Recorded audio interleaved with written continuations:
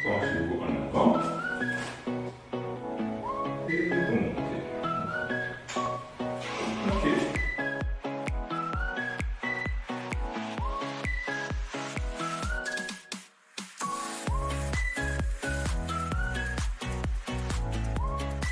Le principe de l'ostéopathie, c'est de remettre du mouvement dans des endroits du corps où il n'y en a plus. Donc c'est régler ce qu'on appelle communément les blocages au moyen de manipulation, mais en mettant ce blocage dans un contexte plus global du fonctionnement d'un organisme.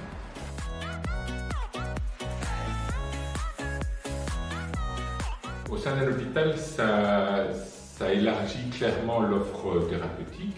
Nous recevons régulièrement des patients, des collègues orthopédiques, neurologues, rhumatologues, et alors nous avons sur le site d'IXEL une étroite collaboration avec le service de maternité et de néonatologie.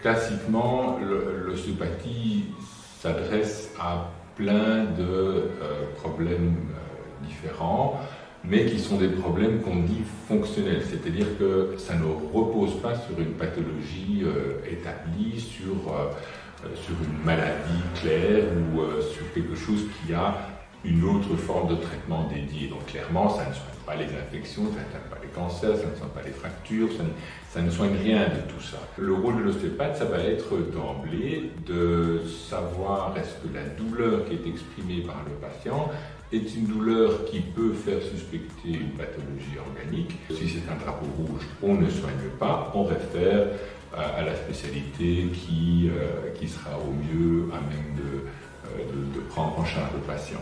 Et après, il y a les feux clairement verts, où on sait que c'est une pathologie dite fonctionnelle, donc on sait que c'est un dos bloqué, on sait que c'est une douleur d'origine myotendineuse ou une articulation entre guillemets bloquée, ça se voit assez vite.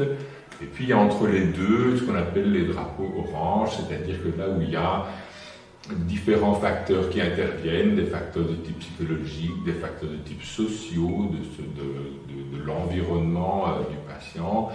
Ils sont à prendre en compte, éventuellement ils demandent aussi de référer le patient à quelqu'un de plus compétent dans ce domaine-là. Et donc, la première consultation d'ostéopathie, elle sera toujours dédiée à savoir lequel des feux du feu tricolore s'applique au patient.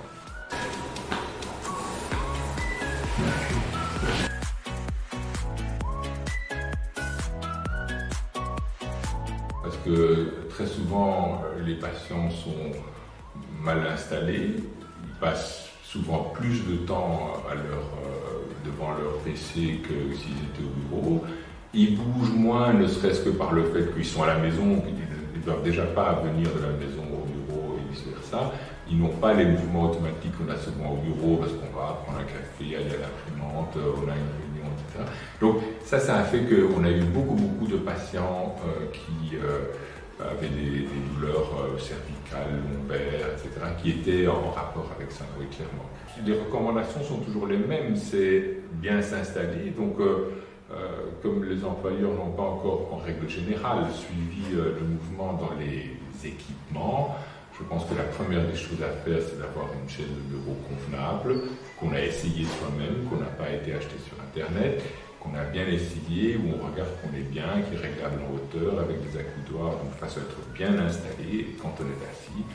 Bouger régulièrement, c'est-à-dire se lever toutes les 30 à 40 minutes. Si on peut se l'arranger à la maison, faire une partie du travail debout. Et puis ne pas oublier évidemment le mouvement, c'est-à-dire aller se promener sur l'heure de midi ou le soir. Il faut bouger. Nous avons un appareil locomoteur, nous n'avons pas un appareil spécialisé dans la position assise. On fait encore quelques tests ici.